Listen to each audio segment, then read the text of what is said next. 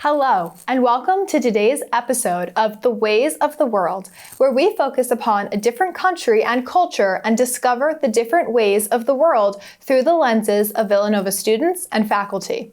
These Villanovans have studied abroad and are here to share their experiences. I'm your host, Ava Petrosky. For today's segment, we are traveling through Italy. With me today, I have two juniors in the Villanova School of Business, Sofia Boensch and Achilles Ioannou. Sofia is studying Applied Quantitative Finance, and Achilles is a finance and real estate double major. Last spring, they spent an entire semester abroad in Urbino, Italy.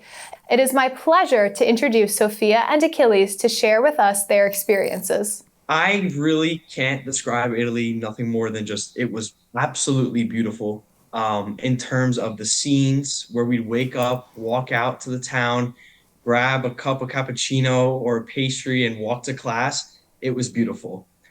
I think outside of the beauty, there was a beauty within the community that we had there.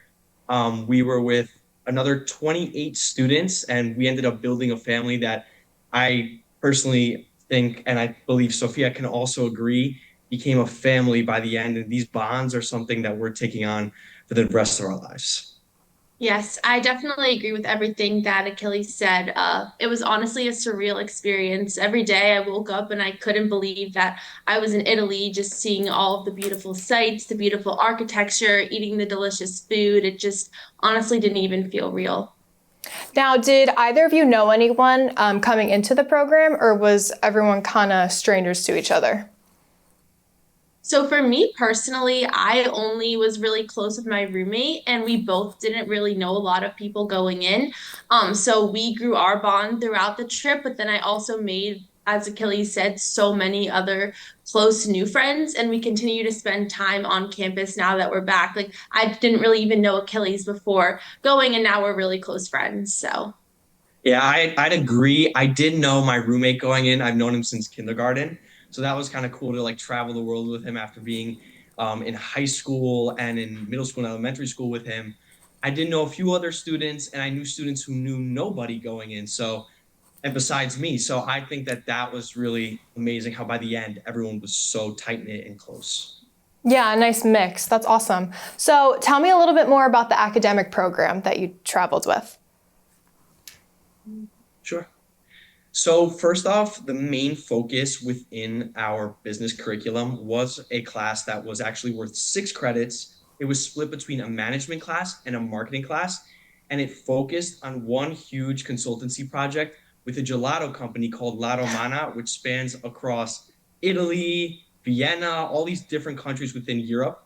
And our goal was to help the company come all the way from Europe and plant itself within New York and Los Angeles. We had developed a 100-page paper of a marketing plan and present it to them at their HQ. Outside of that class, I'd say we had Italian language. We had about 8 credits of that. And then we ended up also taking classes within Italian culture and economic history. yes, we took all of our classes with the same students too. So I feel like that helped to also grow our relationship both inside and outside of the classroom. Definitely. So how was the gelato in Italy? Fabulous. We got so much of it by the end of that program because we were dying for it. By the end, we had a trial in the beginning where we basically got to taste the gelato. And by the end, we were waiting for it. After our presentations, we were like, we need that gelato. Yes. Became a gelato connoisseur while I was abroad. I tried a lot of different gelatos, and I have to say the La Romana gelato was the best by far. They just had so many good flavors, and I hope they come to New York City. Yeah, me too. What's the most niche flavor that you tried? My favorite was biscotto della nonna, which is like grandma's biscuit, and it was a custard ice cream with these like chocolate shortbread cookies in it, and it was really good. My personal favorite was nocciola, which is basically just hazelnut. I'm a big Nutella kind of guy. So the way that they would make it, you could taste that it was artisanal. It was good. It had high quality. So that was my favorite. Yeah, that sounds good. Did you find that your Italian language skills increased, that they grew throughout the duration of your program? And I'm curious how much Italian you knew going into the program. Mhm. I would say, for me, I am half Italian, yet I knew basically no Italian going in. I did do Spanish immersion, when I was younger in elementary school, so I think that helped with just like picking up some things in Italian. But other than that, I went into knowing basically no Italian. There definitely are words and phrases I picked up along the trip, and we took the Italian class, like Achilles mentioned, so I learned it that way too. I wouldn't say I left fluent, but I definitely grew my knowledge of the language. Yeah, I'd say I came in, my first language was Greek. I'm Greek. So I was always looking forward to going to Italy just because of the twist it has almost on Greek culture. It's like a different shade of Greek to me at least. And I saw a lot more of its beauty. But within the language itself, I feel like immersing myself within the community that was there in Urbino, like going to the grocery store, ordering, cappuccino in the morning. I became very accustomed to basically speaking Italian and making that my first point of language when I'm approaching somebody. Coming out and leaving Italy, honestly, I really miss hearing the Italian, outside or just hearing the conversations in the square where people are drinking coffee. It's not the same here without it, but yeah. So Achilles, had you been to Europe before to visit Greece? Yeah, so my dad's whole family lives in Cyprus specifically. So I grew up speaking Greek. I grew up going, like, spending my summers basically in Greece just because I don't get to see that side of my family at all until the summer. And I actually got to leave when I left Italy. I also went straight to Cyprus to spend Greek Easter there as well. So I spent Easter in Rome and then Greek Easter in Cyprus with my family. That's awesome. So did either of you do any other outside travel past Urbino? Did you explore Europe? Tell me about that. Yeah, no, totally. I made it my mission that while I was in Europe, I was going to use that time to travel. It was much easier to get between country to country being in Italy, and it also was a lot cheaper than, flying from New York or somewhere to like France. So I definitely took advantage of that. And I only stayed put, I don't know about you, Achilles, but I only stayed in Urbino for 2 weekends. It's a beautiful city, but it's also very small. So we kind of were able to explore it every day of the week. And then I took 2 weekends to really like explore the town and see everything that it has to offer. But we did have 4 group trips as well. Those were in Italy only, but I did travel outside to Paris. I went to Vienna. I went to Spain. We actually went to Malta one weekend too. So I definitely took advantage of the close proximity in Europe. I also actually spent 2 weekends in Urbino as well. I made that my mission as well to leave Italy a bit or explore other parts of Italy that people may not know about. It was always one of my dreams to go to Sicily just because I love the Godfather movies, and I went and did a little movie tour down there, so I love that. And outside of Italy, really, I found my favorite city to be Budapest in Hungary. There was so much history behind that city, and just cruise. I went on a little cruise tour to see around the bridges and the structures that they have there. It was absolutely beautiful, and I recommend it. How did you find navigating other language barriers in other European countries that don't speak English or don't speak Italian or Spanish or Greek? Mhm. I feel like it definitely was difficult. I would say when you would go to a lot of major cities, it wasn't as tricky just because English is so prominent and a lot of people did speak English when we went. But as we kind of went to more local places, especially with our program director, when he brought us even to his local town where basically nobody there spoke English, it was definitely hard. And I kind of found myself either trying to use Google Translate, even trying my Italian myself that I've been working on. Also, just kind of, I feel like even communicating, like pointing, hand signals, just trying to communicate that way. To add on to that, I feel like the best way to get past the language barrier is to find a point of relation, what you relate to the other person. So in Urbino, there was this place called Fortezza where you go up this long hill and stairs, and you get to this beautiful patch of grass that oversees the entire village. And up there were always so many Italian students and families that would just be up there relaxing, chilling, enjoying the day. And many times I'd actually do my calls back home there and I'd kick around a soccer ball. And a lot of Italian people would come up to me and approach me and actually, ask me to kick the ball around. So a lot of my Italian slash English conversations, broken Italian, came through that, and I was actually able to conversate with them. So it was pretty cool. Yeah, that's awesome. So Achilles mentioned that his favorite place was probably Budapest, Hungary. Sophia, what would you say your favorite place that you traveled was? I think my favorite place was Paris. I feel like growing up, I'd always dreamed of going to Paris, and it was so cool to finally go there, see the Eiffel Tower. I like French food a lot too, the pastries, the croissants. It was just a great experience. And then I love the show Emily in Paris. So it was fun to kind of go around and see the places that I'd always seen in the show there, and then explore Paris that way too. What was the best French pastry that you had? Ooh, that's a good question. It was actually, so I tried a new pastry. I just normally go for like a normal croissant, but I went to this one place and it was sort of like a croissant, but it was filled with applesauce. I can't remember what the name was, but it was very good and I would definitely get it again if I went back to Paris. I've never seen it like in the US or anything though before. So yeah, but it was delicious. How would it compare to an apple strudel?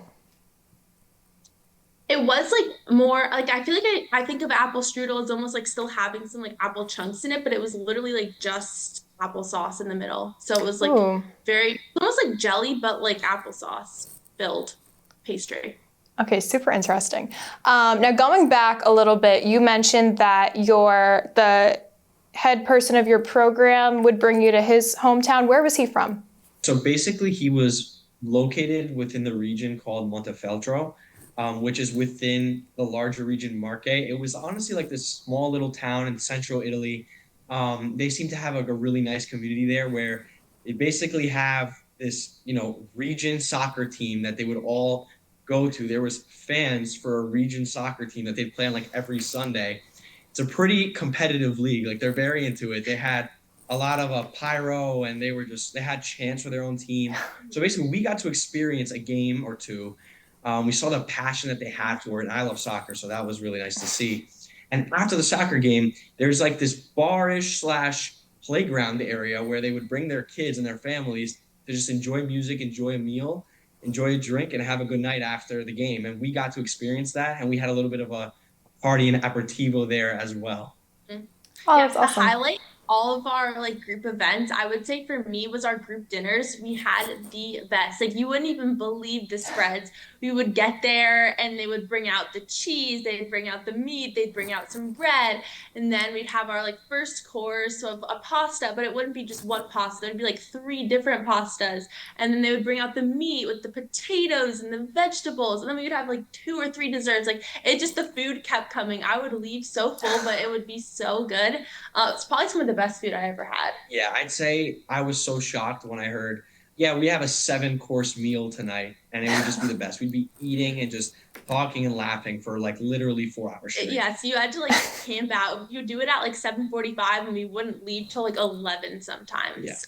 It was crazy. In one place, he brought us to a flour mill. Do you remember that? Oh, yeah. That was local to actually where he's from in Montefeltro, and we got to try pasta that was made from like that flour that was ground in the mill right there. So the food was just so fresh in Italy as well. I feel like you could definitely taste a difference. Yeah. Okay, look at your 4 months that you were in Italy. Favorite food that you've tried, maybe one that wasn't new, but you had had it before in America, but it was different over there. Well, I have one actually. Okay. So in Sicily, we went to this place where it's literally called, I think it's called Guinness World Record cannoli. These cannoli were so good. I like when I tell you like amazing. I think it was there was 6 of us. We had it for lunch. We would have it for dessert after dinner. Sometimes we had it for breakfast. And I think we tallied it up after like the 3 days we spent there. I promise you, I think we had over 40 cannolis. That was my favorite. And they had this one called Frutoso cannoli, and it had like strawberry, and the cream that is in there with the cannoli, it tastes so different from the bakeries that make cannolis here. It has more of I don't know, it's not as milky. It's more of a cream and a custard that's really strong. It's good. I'd say for me, I can't pick one, so I'm going to mention two. But For when I went to Italy before, I've never heard of this before. It's called tagliata con rucola, and it's like a thin steak that has some arugula on top, and it sounds so simple, but it's so good. And it was at the restaurant right next to our hotel. So I first tried it, like actually the first night I was in Italy, and I fell in love, and I kept going back throughout the semester. And then I also had the best carbonara pasta. That was another favorite. Can't pick between both. They're both so good. Yeah, it's a really hard question. That sounds Yes. so good. So walk me through a typical day in your life as a student in Urbino. So basically, we wake up around maybe 7:30, 8 o'clock.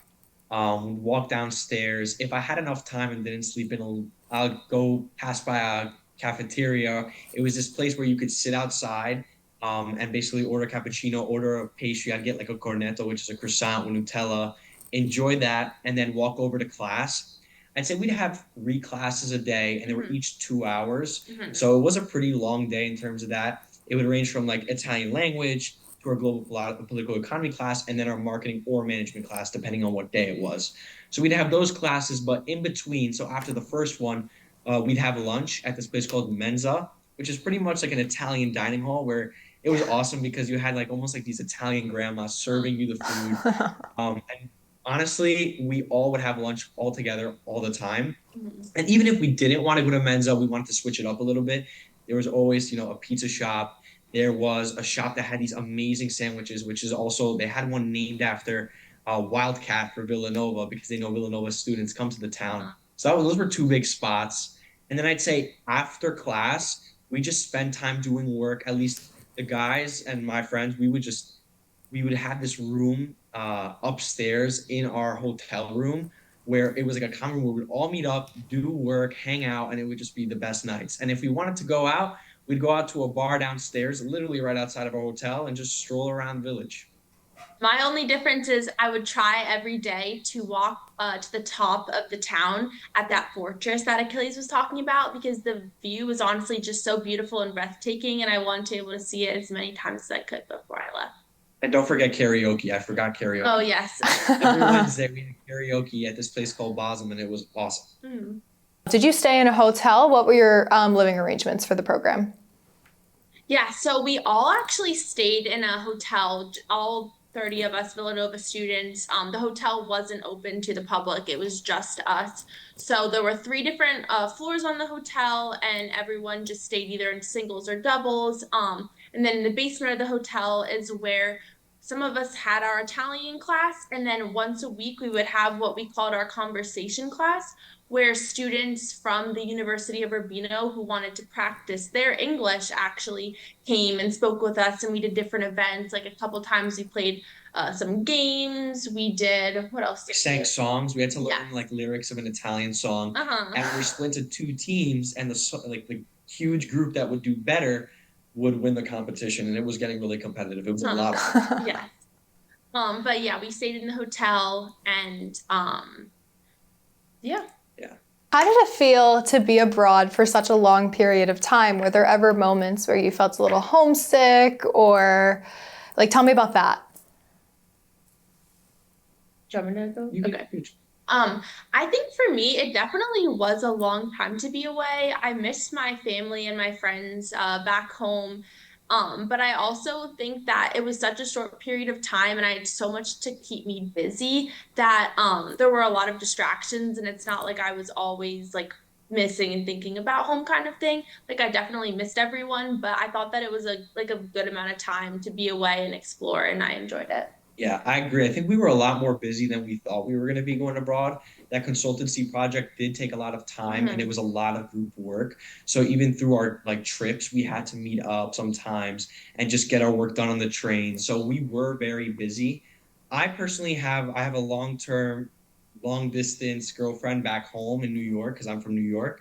And kind of navigating those 4 months, it was difficult being apart, but I think after being, so busy and so immersed in what was going on in Italy and really enjoying it, it really flew by and it didn't feel that long. And I will say, as someone who's really loved their time there, it was kind of hard for me to get back into the groove here. I thought like I felt a real culture shock when I landed back at JFK in New York. I didn't like the air that I was breathing in. So I'd say that was the only hard part for me, was actually coming back.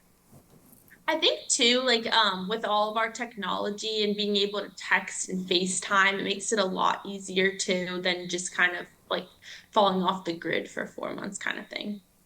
Yes, no, that makes so much sense. What was an aspect of your time abroad that surprised you, or something about the culture, your experience that you really weren't expecting? For me, I feel like growing up, like in America, everything is so fast paced and everything's always so scheduled and like regimented. But there, kind of like Achilles said, people would just all day during the day, people would be at the cafe sipping wine and smoking, and I just feel like that's not something that you really see here. So it's that kind of shocked me, but it's just different lifestyle. Yeah, definitely. If you could redo any aspect of your abroad experience, whether that be in Italy or through your side travels in Europe, maybe the program itself, what would you change?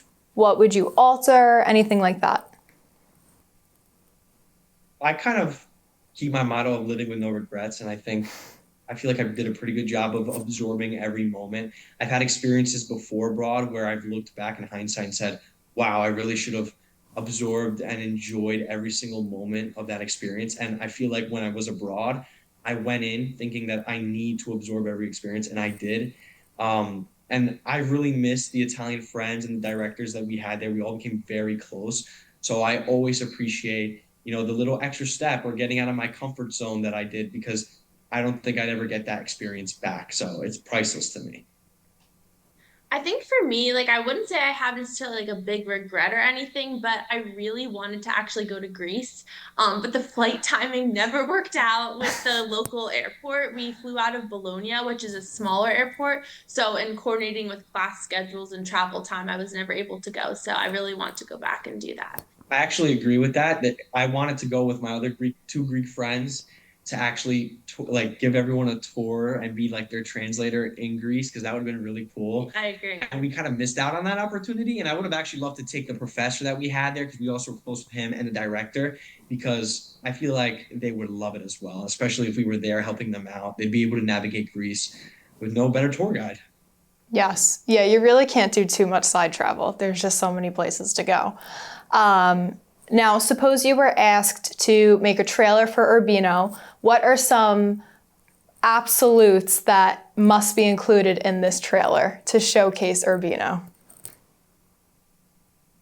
I'd say montages of our group dinners, like Yes. going around, people saying little bits or whatever. Those were crazy. I'd say there was a day when we went to that bar-ish area after the soccer game where we literally had our own party. One of our friends literally took the speaker and became the DJ for the night. So that would definitely be it. Some clips of karaoke. I'd say some clips of us absolutely grinding out our consultancy project. Yes. 'Cause it got pretty hectic and chaotic at some times. And then the singing parts that we talked about in conversation, I think, are huge, because that was a lot of fun. Do you have anything to add about that? I think too, like just the town in general. Like I said, it was so beautiful. Especially the views from that fortress. I think that would be a very good uh something to include. And even the square was so pretty. They had like these lights up, so at night it looked Yep. really pretty. These like almost like star lanterns. Is that how you describe it? Yeah, I'd say like they would hang up these lights from building to building. They'd connect and hang over like the little alleyways that we'd go through. They kind of try to remake that in Little Italy in New York. Exactly. So every time I would go there, I would think about that. So My last question for you both is, if any of our viewers watching are hoping to one day film to Italy, what would you advise them, having spent an entire semester living in Italy yourselves? try to hit every part of Italy that you can. Each region is so different It and is. offers so many different beautiful things to experience, whether it's food, the scene, the villages that you can go to. Italy is a very big tourist attraction. It's becoming more popular than Disney.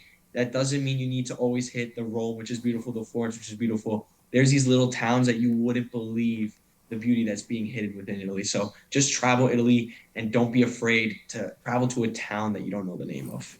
Yeah, I was gonna say, like, honestly, I think taking even the train or something is such a good experience because you get to pass by all of these different towns, and areas, and you get to see the mountains, you get to see even the coast. There's so much to offer there. So I really think like trying to not fly as much as possible and really being able to drive or take the train changes your perspective a lot. Yeah, that's great advice. So, Sofia and Achilles, thank you both so much for joining today and giving us some great insight into your travels through Italy. For having Thank you for us. having us. We're so happy to talk about the best experience of our Yes, lives. I could talk about it all amazing. day. Thank you for watching today's episode of The Ways of the World. I'm your host, Ava Petrosky. See you next time.